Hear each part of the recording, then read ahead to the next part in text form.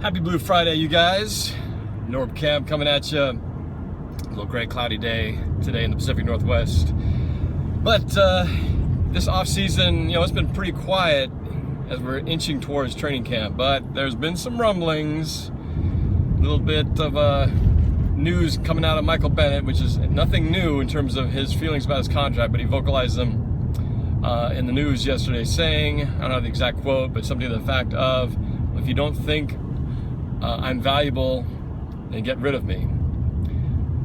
And so we now have questions about, will Michael Bennett be doing anything like holding out from training camp or pulling a camp chancellor and possibly not playing. He didn't do it last year and he never has, so this could just be him venting about how he feels about his contract, and maybe his quote taken a little bit out of context, because if you take just the line, it sounds really bad, but I know that there was more to that interview where he said that line about how he feels about it, so it's possible he's not really threatening anything. But it's understandable, his position, because if you look at a couple of the latest defensive end contracts that have been done over the offseason here, you got Mo Wilkerson, defensive end.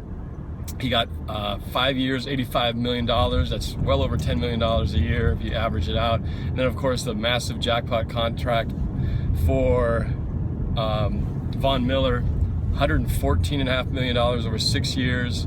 Again, that's coming close to almost, close to the $20 million a year mark.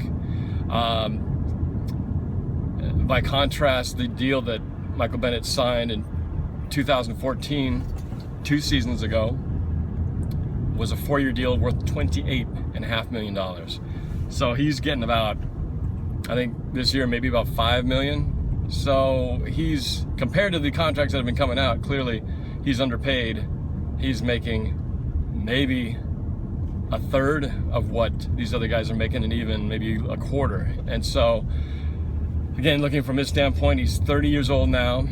His contract, this deal won't be up for another 2 years, which will make him 32. So I could see from his standpoint that, you want to get paid for while you're at the peak of your position, and clearly his numbers show that he's worth more than that. But from the business standpoint, he did sign his contract 2 years ago, and at the time it was a pretty good deal for him. Just like Cam Chancellor's deal when he signed his at the few seasons ago was a pretty good contract. It's just by comparison, all the salaries and deals that have happened since have gone up, making his deal look pretty bad. So I'm on the fence because I understand both sides of it. But the Seahawks have been pretty smart to run business the way they have, because if they'd given it to Cam Chancellor last year, clearly they'd be doing the same thing with Bennett. And as it turned out, that was a pretty good move last year not to pay him, because when Chancellor came back, he really didn't show that he was worth the money that he was holding out for. And I think it kind of humbled him a little bit and made him have to, eat some crow, unfortunately, because I'm a huge fan of his. But, so that didn't work. The gamble didn't pay off for him, and at the expense of the team's success, unfortunately. But Michael Bennett is kind of facing the same deal. And I think last year he considered it, but I believe it was his wife that sort of told him, no, you're not holding out.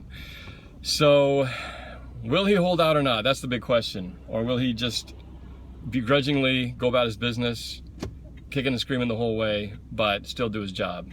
And we know he does a great job at doing his job. So I hope that that's the case, and that he doesn't do anything. And hopefully if he can just stay the course after this season, then he'll be up for contract talks again. And hopefully Seattle and him can get something worked out, because they typically, re-up their contract extensions before the final year of their contract, like they did with Doug Baldwin this season. So we shall see what happens there. But that's really the only issue the Seahawks seem to have going into training camp. Cam Chancellor looks like he's primed and ready to go. Everybody else looks great. It's just a question of the guys like Rawls and Jimmy Graham coming back from injury, and hopefully those guys can come back on schedule and ready to tear it up. All right, let's see what happens. Got to go.